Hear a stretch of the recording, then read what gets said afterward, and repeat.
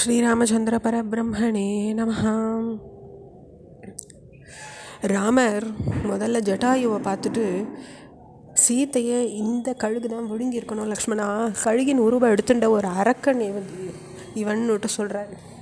ஆனால் ராட்சசர்களால் வீழ்த்தப்பட்ட என்ன கொல்ல நினைக்காதீங்க, நான் ராட்சசன் கிடையாது அப்படின்னுட்டு ஜட்டாயு சொல்கிறார்.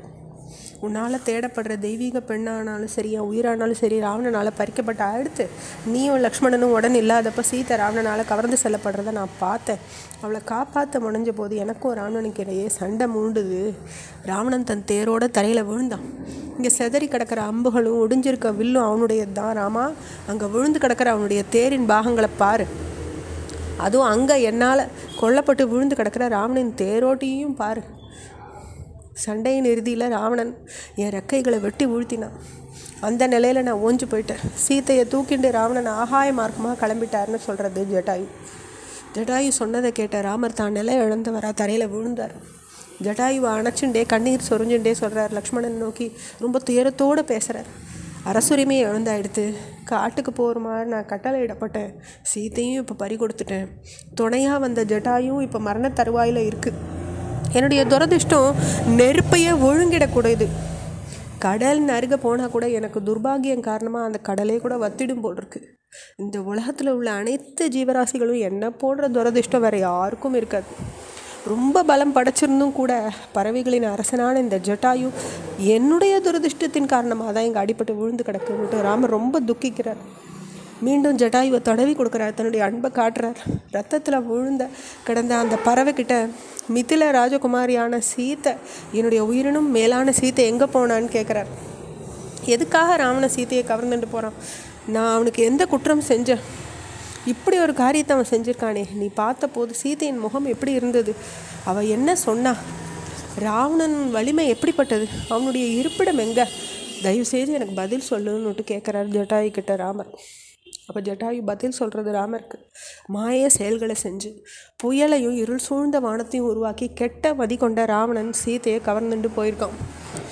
என்னுடைய ரக்கைகளை வெட்டிட்டு நான் வீழ்ந்த பிறகு சீத்தையை ராவணன் தெற்கு முகமாக எடுத்துன்னு போனான். ராமா, எனக்கு சித்தமே மழுங்கிறது, என்னுடைய பார்வை மங்கிறது, மரங்கள்லாம் தங்கத்தினால் ஆனது போல் எனக்கு கண்ணுக்கு தெரியுது.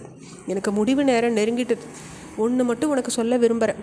சீத்தையை ராவணன் அபகரிச்சுன்னு போன நேரத்துக்கு பேர் விந்தை. அந்த நேரத்தில் ஒருத்தனுக்கு உரிமையானது கவர்ந்துன்னு போகப்பட்டா அது மீண்டும் அவனையே அடையும்னு சாஸ்திரங்கள் சொல்கிறது. இதை ராவணன் அறிஞ்சிக்கலை. தூண்டிலில் சிக்கன மீன் போல் ராவணன் விரைவில் அழிவான்றது எனக்கு சந்தேகமே இல்லை. நீ சீத்தையை நினச்சி கவலை கொள்ளாத.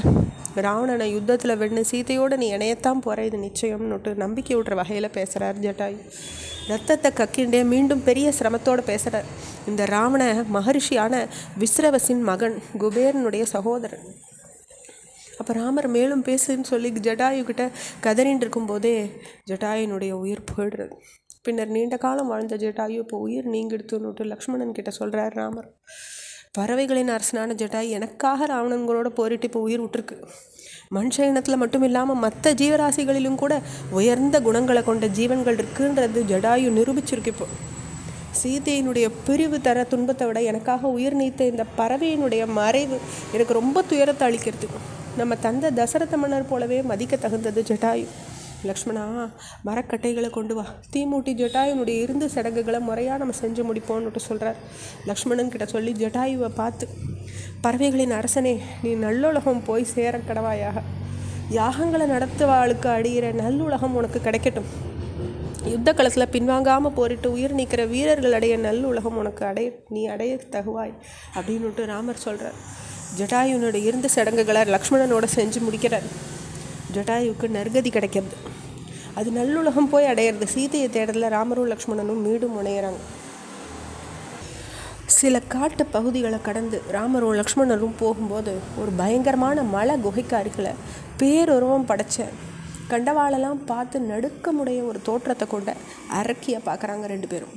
ராமருக்கு முன்னால் நடந்துட்டு இருந்த லக்ஷ்மணரை பார்த்து அந்த அரக்கி, வா நம்ம கூடி மகிழ்வோம்னு உறக்க கூவி அழைக்கிறாங்க. இந்த தொடர்ச்சியை நம்ம அடுத்த பகுதியில் பார்க்கலாம். ஸ்ரீராமச்சந்திர பரபிரம்மணே நமஹ.